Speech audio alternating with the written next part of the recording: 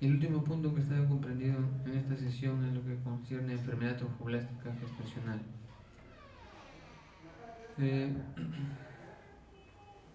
la clasificación de la enfermedad trofoblástica gestacional eh, está básicamente dada por la mola hidatiforme, que puede ser completa o parcial, y la neoplasia trofoblástica gestacional, donde está la mola invasiva, el coriocarcinoma, el tumor trofoblástico del sitio placentario y el tumor trofoblástico epiteloide. La clasificación histológica, según la OMS, mola hidatiforme puede ser completo o parcial, la mola hidatiforme invasiva, el coriocarcinoma, el tumor trofoblástico del sitio placentario y las lesiones trofoblásticas dispersas, ¿no? Sitio placentario exagerado, nódulo del sitio placentario, lesiones trofoblásticas no clasificadas. En cuanto a la epidemiología, la incidencia varía dramáticamente en diferentes regiones. Es mayor incidencia en los países asiáticos, ¿no? En Japón está alrededor de 2 por 1000 embarazos, en Europa 0.6 por 1000 embarazos, y en Taiwán por ejemplo 1 por 125 embarazos. Puede haber esta diferencia de la incidencia por variaciones en los reportes, ¿no? Los reportes y por el tipo de los estudios que se han realizado en estas poblaciones, pero se atribuye como factores implicados los factores socioeconómicos y nutricionales que tienen que ver en la incidencia de esta patología, ¿no? La edad materna es un factor de riesgo, ¿no? En la historia reproductiva. Por ejemplo, pacientes mujeres mayores de 40 años tienen mayor riesgo, de 5 a 10 veces, de enfermedad trofoblástica gestacional. Historia de abortos espontáneos e infertilidad también parece aumentar el riesgo de enfermedad trofoblástica gestacional. En las características epidemiológicas difieren de la mola completa y la mola parcial, difieren, ¿no? Significativamente. Por ejemplo, no parece haber asociación entre mola diforme parcial y la edad materna, ni factores dietéticos. La mola diforme parcial parece más frecuente en mujeres en un régimen catamenial irregular y uso de anticonceptivos orales por un tiempo mayor a 4 años. La mola hidatiforme se clasifica en completa y parcial en base a su cariotipo, morfología e histopatología, ¿no? Completa cuando no hay tejido embrionario o fetal, ¿no? Hay edema hidrópico de las vellosidades, la hiperplasia trofoblástica difusa, estos son hallazgos histológicos, atipia trofoblástica difusa y marcada en el sitio de la implantación. Y la mola hidatiforme parcial, el tejido embrionario o fetal está presente, ¿no? Hay una hiperplasia trofoblástica fetal focal, marcada variabilidad en el grado de edema y cavitación de las vellosidades coriales, de inclusión estromal prominente de las vellosidades, atipia leve y focal en el sitio de implantación molar. Entonces, es mola hidatiforme completa cuando solamente se ha desarrollado el tejido trofoblástico, ¿no? La degeneración del tejido trofoblástico. No hay tejido fetal, y parcial cuando hay tejido fetal y también hay alteración del tejido trofoblástico.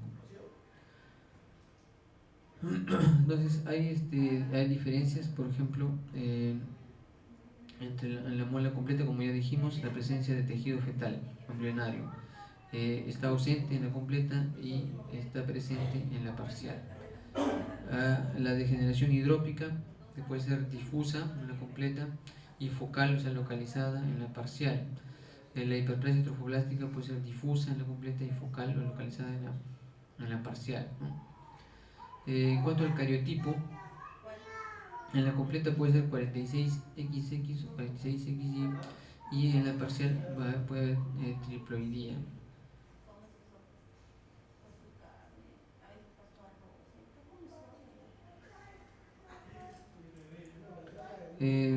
lo que estábamos mencionando, ¿no? En la parcial generalmente hay triploidía y en la completa probablemente el cariotipo va a ser normal, 46XX o 46XY. Lo hemos visto en la parcial, está el feto presente o tejido fetal ausente en la completa. Y el diagnóstico, normalmente en la parcial puede haber una amenaza de aborto o aborto, y en la completa pues hay una gestación molar.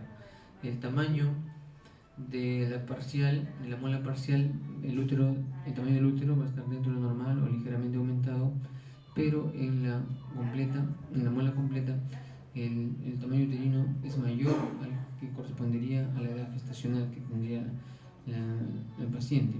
También otra diferencia es la presencia de los quistes tecalouteinicos que están presentes en la muela completa y en algunas complicaciones médicas, que es más frecuente sobre todo en la muela completa.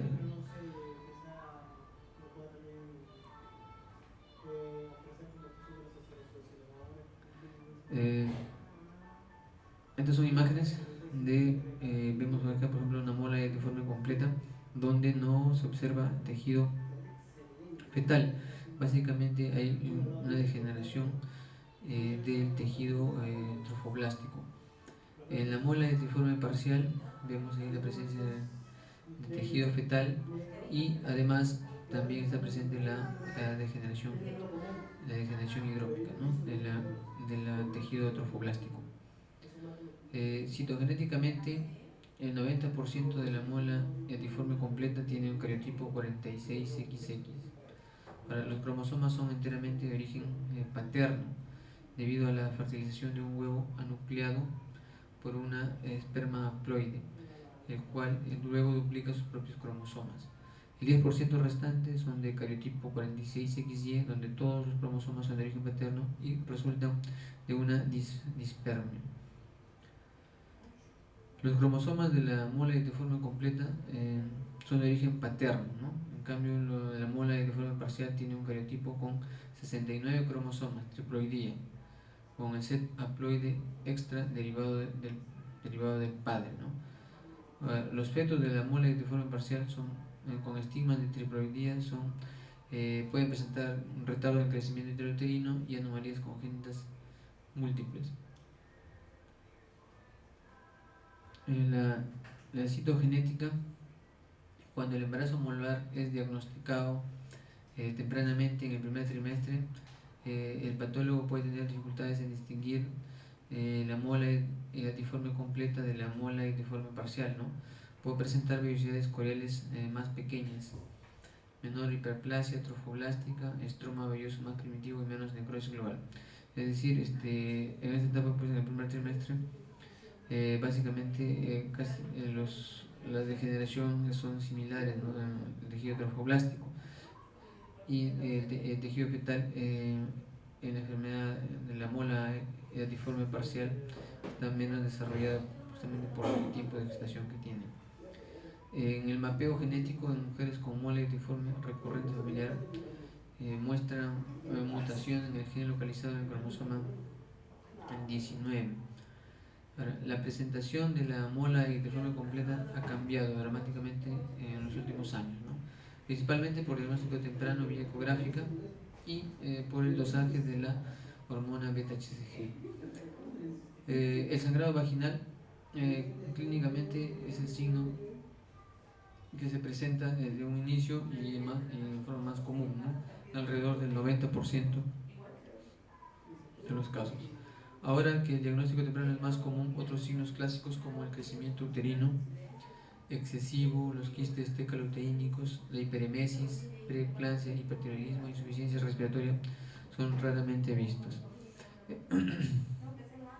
La muela etiforme parcial típicamente se presenta como un aborto incompleto y su diagnóstico es generalmente solo considerado después de la revisión histológica, de allí que a veces los abortos incompletos requieren hacerse el estudio anatomopatológico, ¿no? de los tejidos que se logran extraer para ver si fue causado por una molediforme parcial. Este cuadro nos muestra la frecuencia con que se presentan los signos, así como también su variación en el tiempo, ¿no? Básicamente por el manejo ecográfico en el diagnóstico, pero siempre va a estar presente la hemorragia vaginal, ¿no? La anemia ya ha dejado de presentarse porque el manejo es más oportuno.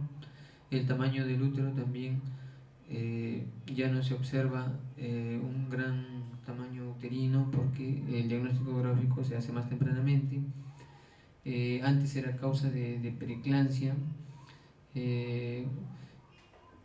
Cuando no se hacía el diagnóstico o se demoraba en hacer el diagnóstico, pues también causaba una hiperemesis marcada, ¿no? Con trastornos metabólicos, también una alteración del tipo hipertiroidismo, ya no se observa casi, y la alteración respiratoria también con menos frecuencia, ¿no? Porque el diagnóstico se hace más precozmente con la ecografía. Entonces la ecografía es una técnica sensitiva para detectar mole etiforme completa, debido a que el marcado edema de las vellosidades coriales produce un patrón sonográfico vesicular característico.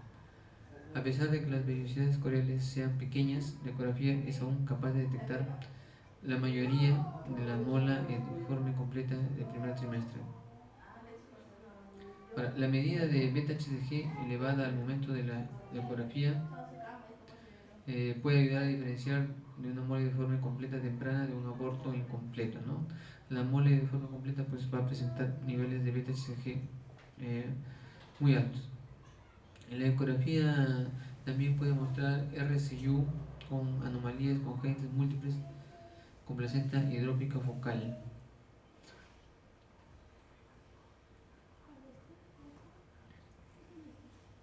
Estas son imágenes ecográficas de la enfermedad trofoblástica gestacional, donde vemos la degeneración hidrópica del tejido trofoblástico, que le da un aspecto en panal de abeja, que se menciona como signo ecográfico, ¿no? Los quistes tecaluteínicos, que pueden ser bilaterales, generalmente mayores de 5 centímetros, que se presentaban, que últimamente ya no se observan con tanta frecuencia. En cuanto a la medida de beta-HCG, los pacientes con mole etiforme completa comúnmente tienen niveles de beta-HCG marcadamente elevados pre-evacuación. Mentzer reportaron que 41% de los 34 pacientes con mole etiforme completa tenían valores de beta-HCG pre-evacuatorios mayores de 100.000 unidades. Entonces, de ahí que esos valores altos pues orientan a que se trata de una mola hidatiforme completa. Entonces, valores elevados de beta-HCG sugieren que se podría tratar de una enfermedad trofoblástica gestacional, ¿no? Los pacientes con mola hidatiforme parcial menos comúnmente se presentan con niveles de beta-HCG con valores que superan los 100.000, las 100.000 miliunidades por mililitro. En cuanto al embarazo, al manejo del embarazo molar, la succión y curetaje es el método preferido de evacuación en pacientes que desean preservar la fertilidad, ¿no? Poco después de comenzar la evacuación, el útero rápidamente regresiona de tamaño. Hay una controversia con poco soporte acerca de si el uso de la oxitocina podría incrementar la embolización trofoblástica. Los pacientes que son RH negativos deben recibir la globulina inmune RH al momento de la evacuación, debido a que el factor D es expresado en el trofoblasto, ¿no? Ahora, la histerectomía es una opción razonable para pacientes que no desean preservar la fertilidad. Histerectomía recomendable para pacientes mayores de 40 años, en quienes el riesgo de desarrollar la enfermedad trofoblástica es mayor. Ahora, la histerectomía elimina el riesgo de invasión local, más no previene la metástasis. Antes de pasar a la cirugía, manejar problemas médicos tales como la preeclampsia, el desbalance electrolítico, el hipertiroidismo y la anemia, ¿no? Son recomendaciones porque habíamos mencionado que la enfermedad tromboblástica gestacional, sobre todo la mola completa, se asocia a preeclampsia, ¿no? Y a trastornos de hipertiroidismo. Ahora, la administración de beta bloqueadores antes de la anestesia previene la tormenta tiroidea. En pacientes postoperados deben ser cuidadosamente observados con presencia de síntomas pulmonares por embolización trofoblástica o cardiovasculares por preeclampsia o tormenta tiroidea. En la mola diforme completa hay un potencial de invasión local y metástasis a distancia, post-evacuación.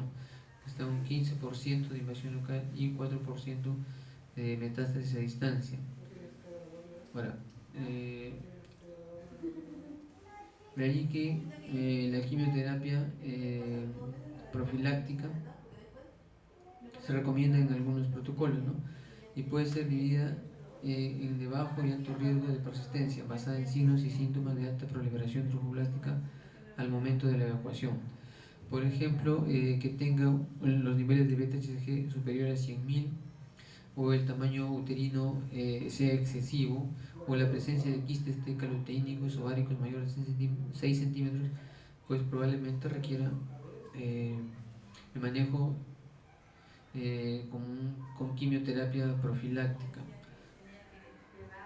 Ahora, el paciente de alto riesgo puede haber una invasión local en 31% y la metástasis en un 9%. Pacientes de bajo riesgo, o sea, con los criterios anteriores ausentes que habíamos mencionado, pues la invasión local está alrededor del 3.4% y la metástasis 0.6%. El riesgo de desarrollar la enfermedad tromboblástica metastásica postmolar asociada a la edad aumenta con la edad, de forma que a los mayores de 40 años es 40% y mayores de 50 años 56%. Los pacientes con enfermedad tromboblástica gestacional repetitiva también tienen un riesgo aumentado de 2 o 3 veces de desarrollar tumores persistentes, ¿no?, en gestaciones molares subsecuentes.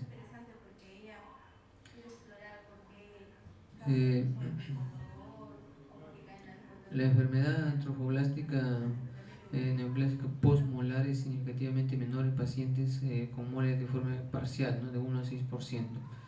Aunque controversial el uso de quimioprofilaxis al momento de la evacuación, ha demostrado en pacientes con alto riesgo la disminución significativa, ¿no?, de un 50, de 50 a un 10 a 15%.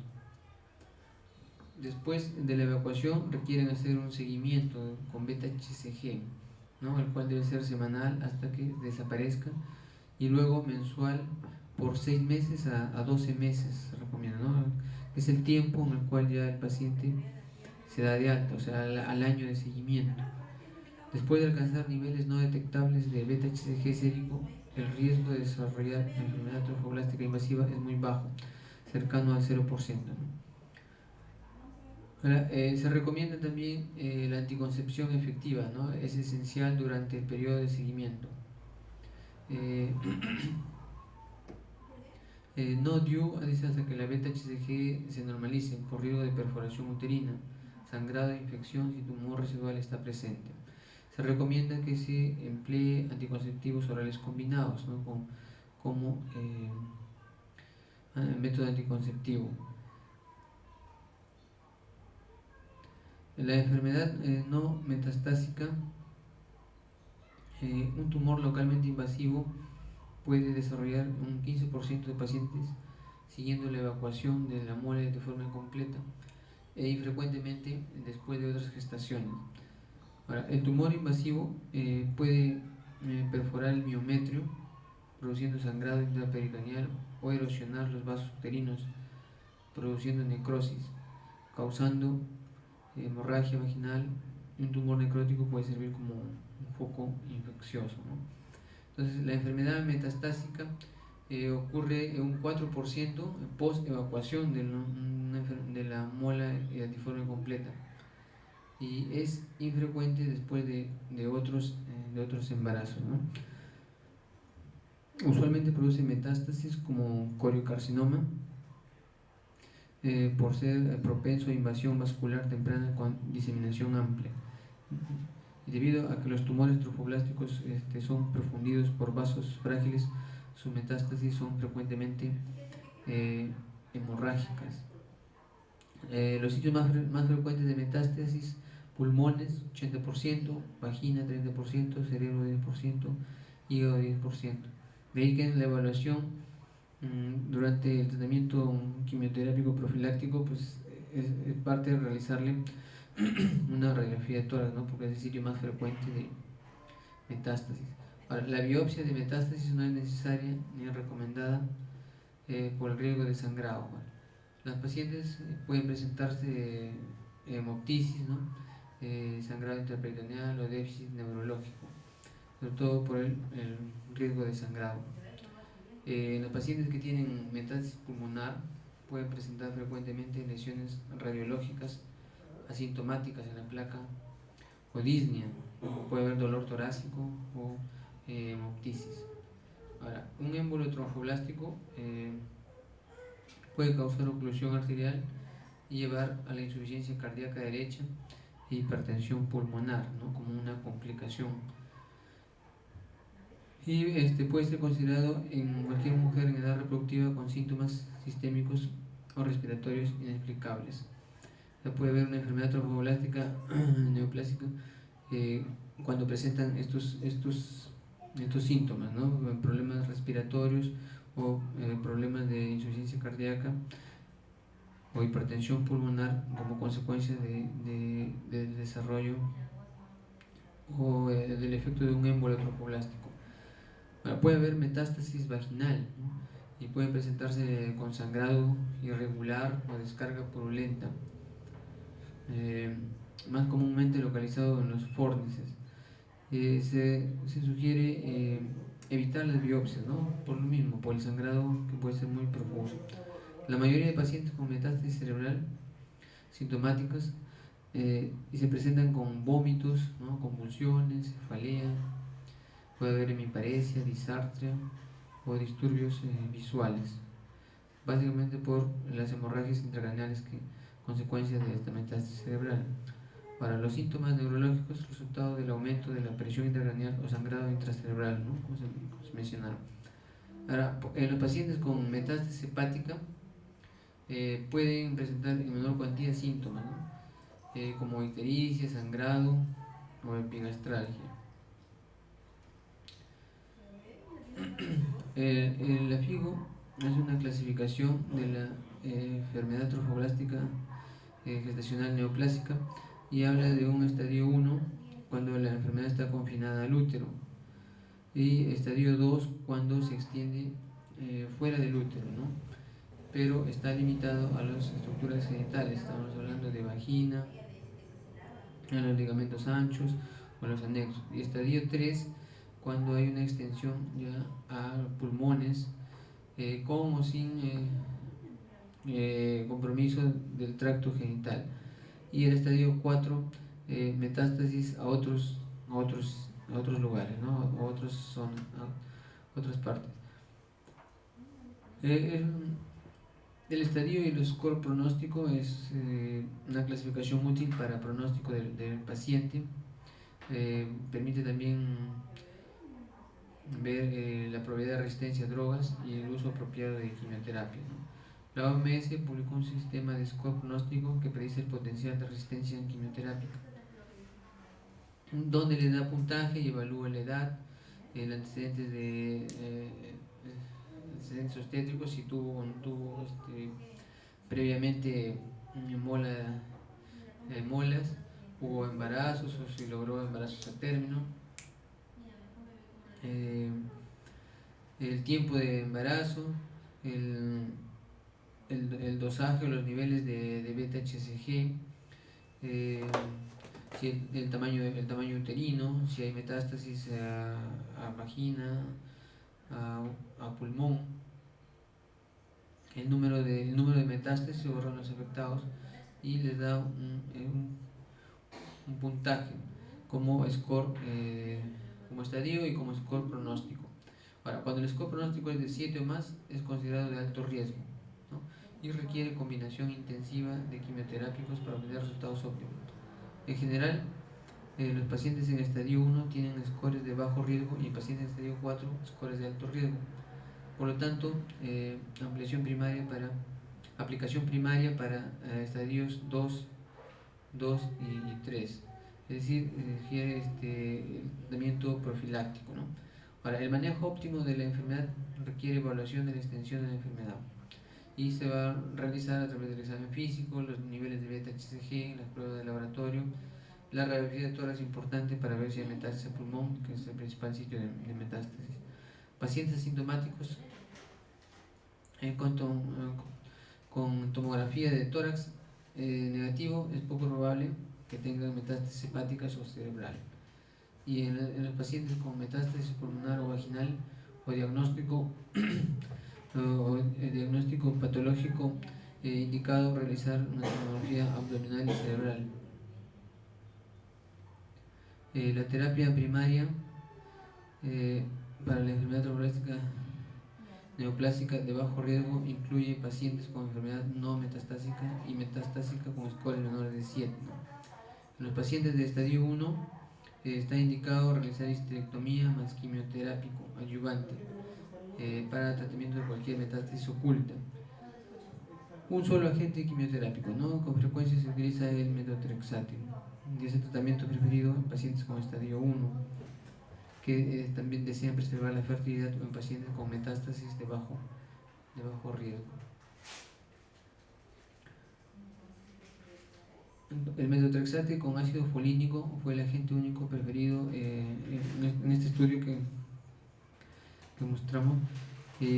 Otro agente quimioterápico es la actinomicina D, y es usado en pacientes con disfunción hepática o resistencia al metotrexate. Para usar el metotrexate, por eso requiere una evaluación de la función renal, de la función hepática, de la función hematológica, por sus efectos adversos, ¿no? Muchos protocolos que usan metotrexate o actinomicina D han mostrado muy buenos resultados, pero no hay estudios comparativos entre ambos regímenes, ¿no? El agente quimioterápico único es administrado a intervalos fijos de tiempo en base a la curva de regresión de la beta-HCG. Puede haber resistencia y en esos casos tiene que usarse quimioterápico combinado, ¿no?